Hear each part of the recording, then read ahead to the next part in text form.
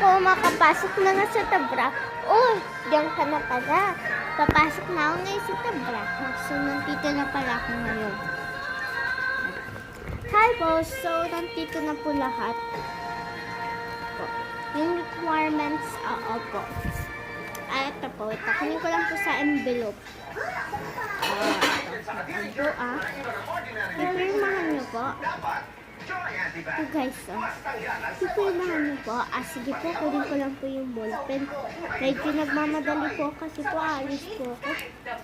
Ballpen po, sige. Wait lang po, bibigay ko lang po ito kay Atsi. Atsi! Okay na. Sige. Pirmahan ko na ha. Tanggalin ko lang yung takip.